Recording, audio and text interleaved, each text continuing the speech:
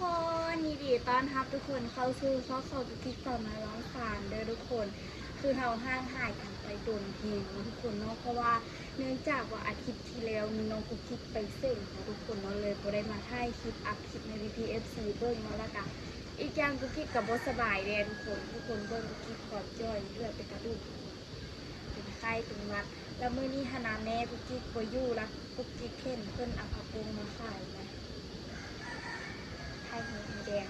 ลากับเบิ้งเพื่อเอาผักบุ้งมาขายบางหน้าหนึ่งกุ๊กกดมัด1,500เนาะทุกคนเนาะละ3 มัดมี10,000กีบเนาะละคิดว่ากิ๊กสิเฮ็ด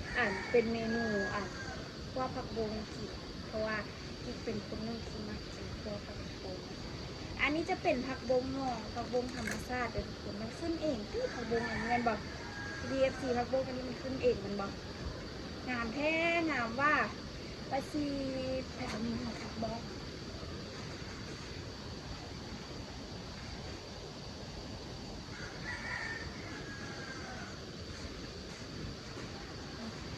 ซีซ้อมมันละกาซ้อมมันทาอีเมลแล้วก็กิกาซีเฮ็ดครัวผักบุ้งขิงแรงปลาซีนึงเข้าปะไว้ผัดบะหักกันมากเขา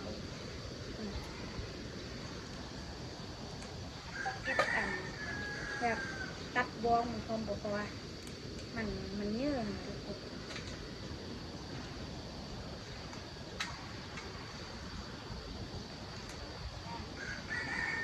ที่ว่ามันต้องเหมาะกับการตัดบ้องที่แบบเอาเนื้อเข้ามาที่อร่อยนะมันเป็นผักบุ้งอันนี้มันมีอย่างเนี่ย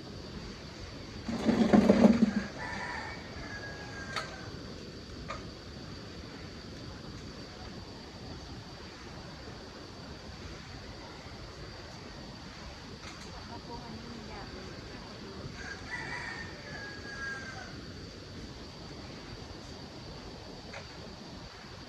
เป็นคุณดินทะเลสีแดงดินแดงสีทะเลสีเขียว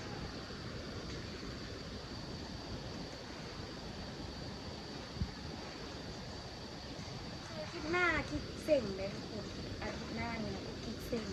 คลิปนี้ท่านกูคิดไปโรงเรียนคิดไปเสิ่งแกสูงที่ติดสูงไว้ค่ะที่ได้มักสูงในการเรียนค่ะแต่ปีนี้คิดมันก็ได้ว่าคิดได้สูงเดียวทุกคนแล้วก็คือแบบมาบันนี้อาจารย์ปีนี้อาจารย์คิดไม่ปีนี้อาจารย์ไปแก้สูงแดงแล้วก็เลยว่าได้ไปแก้สูง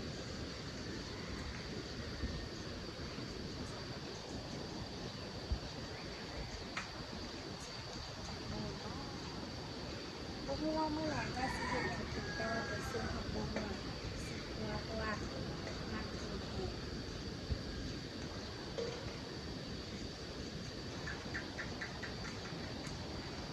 และตอนที่เห็ดไว้กับสามีที่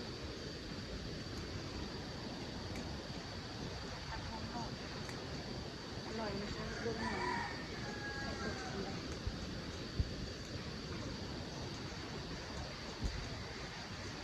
แบบซี่เอ้ย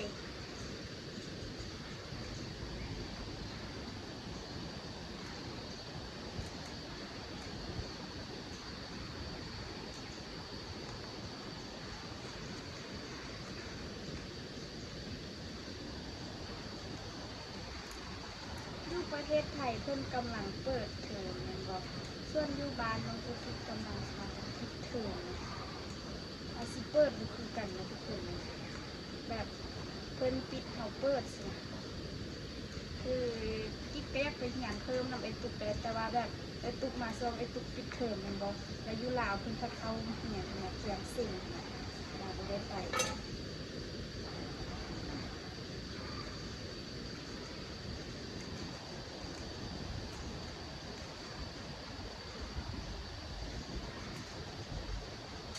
มันเป็นว่าโบราณค่ะ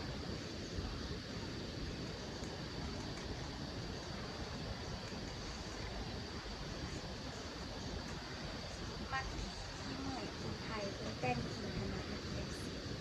คักไปดูเป็นคนแต่งกินขายนะอยากไปซิมรสชาติเบิ่งไปคิดไปซิม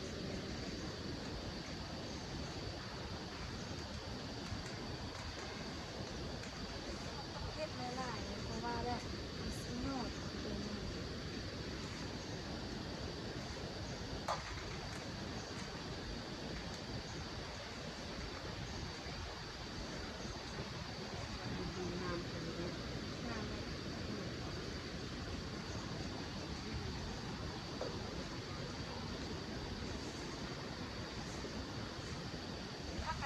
ย่างเหรอ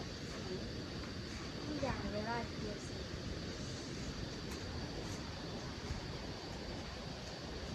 แย่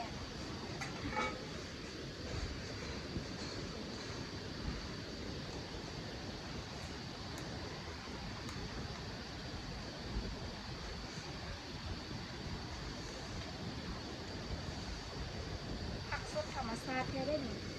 เอาตัวเนาะ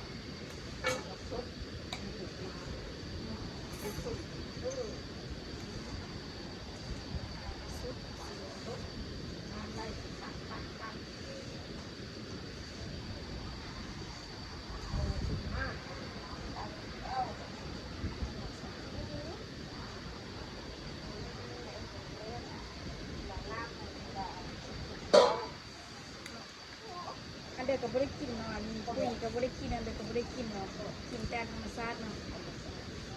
แต่ขี้ฝุ่นน้ำเนาะพวกสารพิษได้นี่แบบเพื่อนมีน้องอยู่นาเป็นปลาแอดแม่ปลาแอดที่ตุกกับไออันแน่มักไปส่วนเป็นกับไออันแน่มานั่นแหละส่วนเลยเก็บเองกินเองได้นะจ๊ะ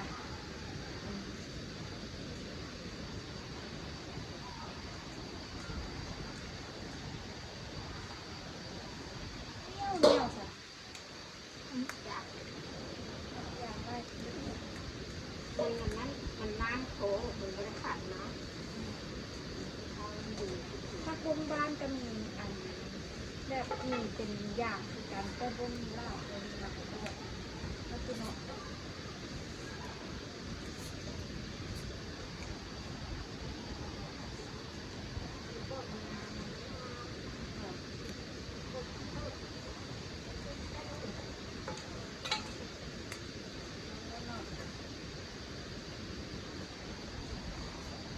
สีลมเก่งเลยสิลมมันจะสีเด้อ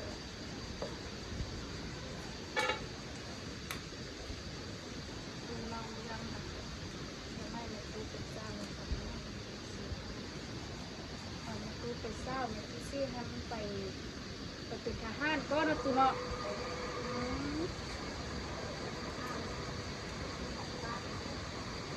มาตู้ไปคิดก็เป็นทหารแม่กุ่มเด้อเอาเองนะแม่อ่านทหารสมัยตะกี้นี่กูไปเข้ายื่นคูเลย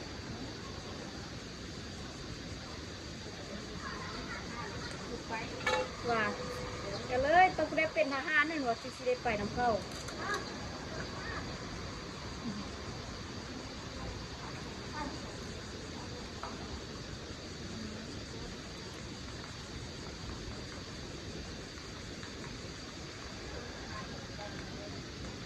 ว่าดังเลย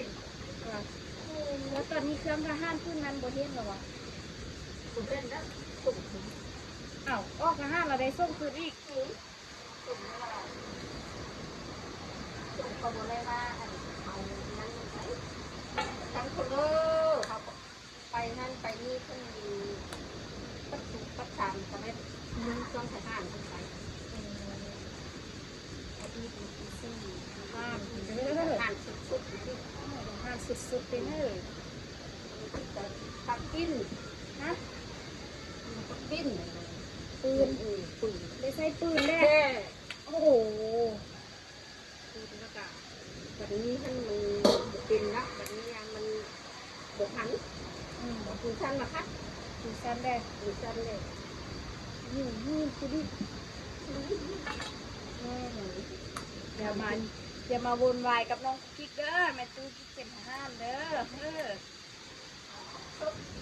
หมูมีเสือแดงนั่นบุตรเป็นปืนสั้นฟาดฉันแบบฟาดแบบ ยิงเสื้อหน่อย ยิงแดง ยิงแบมยิงแบม ยิงแดงเอ้ยมันเข้าวนยิงด้านข้างหน้าอันไปติดไฟเสือบนท่านมีแล้วมันขาดตอนนั้นเม็ดมีเม็ดมีนะพุทธคือสิยกผมยังไม่เห็นจะโตสวย ปุ้ง เข้าทางเลยคุณเอาไปแอบอะไรซักกว้างออกมาแล้วก็เล่นโลกแบบในโลกซักกว้างมาโปะไปเธอต่ำวัด ไปไปให้ผมน้อยที่อยู่ในโต๊ะฟังหมุน ปักจะรู้กันเอาไปเป้เข้าที่ถึงผูหันเป้เข้าผู้เดือด เทเข้าไปเลยไปรับเขาอ่ะ เป็นลากเขาปานเด้อสมัยตะกี้เข้าผู้เดือเสียนะมันคือซี่เด้อเป็นลากเขา เขาเลยเขาดูงานมันก็ได้เอาอยู่ได้แสงกันป่าก็ควรไป เข้าไปเสื้อกากป้าค่ะ ไอ้เจ้าเต่าควรไป เอาไปเดินตัวไปเสื้อกากป้า อ้าวเขาจุดอ่ะ เขาจุดจุดอะไร จุดกับเขาอ่ะ จุดพวกเขา จุดดังเขาน่ะ โอ้มีสักตัว โอ้ยตายเราเป็นคนจะตัวนี่หอบแม่ตีแบบนั้น ตัวพอดีเนาะจุดตัวเขานะจ๊ะ งานนี่กันงานของคุณตั้งอยู่คุณตั้งหนังซากกว้างไปคนนั้นเพราะไปสุดปัก ว่า โอ้ยตัดตัว มีโจรดาวสมัยนั้น โอ้ยเป็นก็เป็นเนื้อดาวเป็นที่ดาว โจรที่บ้า คนไม่ดูก็เป็นตัวที่ป้า โจรอยู่ที่เฮ็ดเวียกเนาะ จนว่าเอาซื้อไปซื้อเอาน้ำไปซื้อโอ้นายเข้าชุดดีอืม ก็เดินคือออกค่ะเข้า คือมันมีทหารดิมีทหารคือเขามีแบ่ง เอาเป็นเดินในตู้จุดออกจากการเป็นทหาร เขาออกถึงนะ ต้องเอง ออกจับก็ได้เลยเป็นซื้อไปเป็นซื้อหมูซื้อหมูของเราเลยเนาะก็ทานเลยเนาะมันเป็นนิดกับนิดแล้วมันหอมแล้วเป็นนิดที่ดีนะก็เป็นกันดีเลย ออก บุญต้องการนานแล้วนานโกไปแล้วเนี่ยขับไปไม่เป็นนั้นแล้วที่ว่ามันไปเป็นหน้าไปหมด สมัยนั้นมีโทรศัพท์อีก โอเคก็มีก่อนมียืดห้อง สมัยที่สี่โทรศัพท์มันเลยเก่าเลยเจ้าเฮยเนาะก็ต้องมีโทรศัพท์ ถ้ามีก็ อีก คุณโอ้โหคุณโอ้โหคือหมันไหน ต้องพูดต้องมาให้บอก ของเพื่อของมัน ติดต่อเวียกแล้วจะได้กันบอก มีที่โตเรียนเท่าไรได้หักเรียกเขา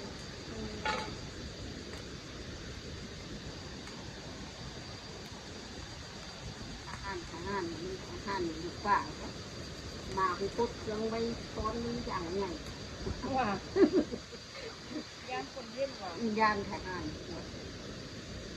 จุดมือกว่าจุดมือกว่าจุด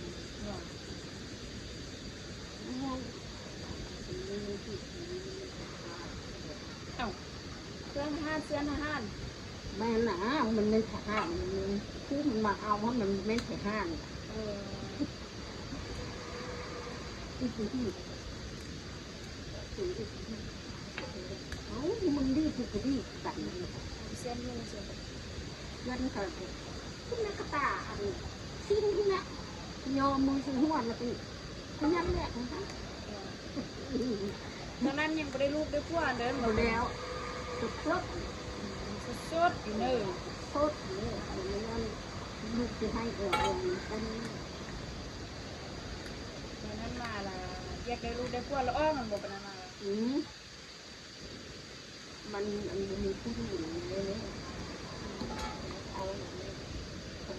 เลยได้ก็ผู้หญิงเลยได้ผู้หญิงนั่งแล้วให้ขนาดที่โตถึงแล้วนี้รอถ้าคนยังถึงแล้วเขาไปดู ขอว่าว่าเป็นสามหนึ่งอันนี้ก็มัดหนึ่งมัดหนึ่งอันนี้เอาไว้ติดตามกระป๋องที่แบบว้าดูเนี่ยว่าทุกคน ดี๋ยวได้ก็มันตัวว่าเมื่อกี้นี่มันอันเดียวก็ผู้งามปานนี้ระวังได้สิวะเออเป็นอันเดียวระวังโจร เขาว่าระวังคือเขานำหูหูมันสีที่ซอยมันเลยสุดก็ออกป้าทุกคนเลยอันนี้มันการมันทีกูกิ๊กซ้อมออกมาได้มันยากแต่ละเลยอันนี้ละแมนพักที่ซ้อมแล้วได้กระสานนึงบุ้งว่าสิพอบนน่าจะพออยู่ดอกเนาะได้แล้วอันนี้ยังเลือกมาอีกมัดนึงอีก กระบุผ้า บ่มันยากเด้อ มันชุบกับแก แก้หนึ่งจะยากแม่ตูเราเรื่องสมัยแม่ตูเป็นทหารอยู่เทิงภูทุกคนนอนอู้เลยขึ้นป้ากะ ป้าก็นอน ไปป้านี่ไปจากมือจึงได้กลับเหือนอาทิตย์หนึงจากมือบ่ดิเจ็ดมือ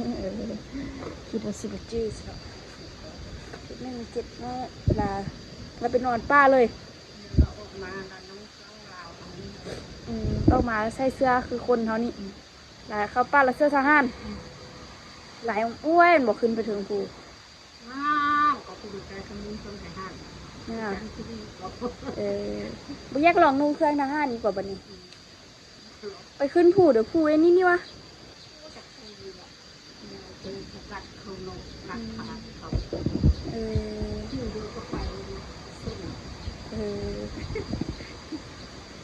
ตอนนั้นเขาเอ็ดเดือค่ายาวอ่ะ มันคลายยากนะมันยากกันยากกันยากเลยนะยากอันอยากกินนายมันไล่กูแล้วที่จะอยากกินนายก็อยากไปที่มันดีตัวที่มันดูดีก็จะกินนายที่ดูที่เป็นก็เป็นการซื้อบุเป็นกันก็เป็นงงตัวมันก็เป็นไงครับโอ๊ยตับไตมันแน่ซื้อน้ำเปล่ามันไม่ติดเลยเราติดเลย ที่แท้เป็นนายแต่สมัยนั้นแล้วเนาะสมัยนี้ลูกบุทุกสนอสมัยตูซี่เป็นนายเป็นทหารอยู่ป้าอยู่โดกนั่นบอกนุวัดไปเสื้อมาใส่เสื้อหลวงปีนหั่นน่ะทางหน้าทางล่างหั่นป้าทุกคนจิกซ้อมพักไว้ทาแม่เดี๋ยวทาแม่มาเบิ้งละลมเดียวว่าสิเอ็ดได้กินอีซิเมนครัวนี่แล้วทุกคนอยากกินครัวผักปุ้งบ่ได้กินโดนละแล้วก็สิเอาข้าวเจ้าออกมาอุ่นแล้วก็กินกันทุกคนแบบนั้นน่ะเดี๋ยวกุ๊กกิ๊กกับสิพาทุกคนเข้าตัวลาไปก้อนเด้อภายในคลิปวิดีโอนี้เนาะทุกคนเนาะมาฟังเรื่องราวแมตูซี่สมัยแมตูซี่เป็นสาวได้ทุกคนตอนขึ้นผู้อันเป็นเขาเป็นนามเป็นทหารเป็นสาวทหารบุญเนาะทุกคนเนาะเดี๋ยวมื้อหน้ามาฟังคลิปดีๆจากแมตูซี่อีกเด้อทุกคนเด้อเดี๋ยวคลิปวิดีโอนี้น้องกุ๊กกิ๊กไปก่อนทุกคนบ๊ายบายบายแมตูซี่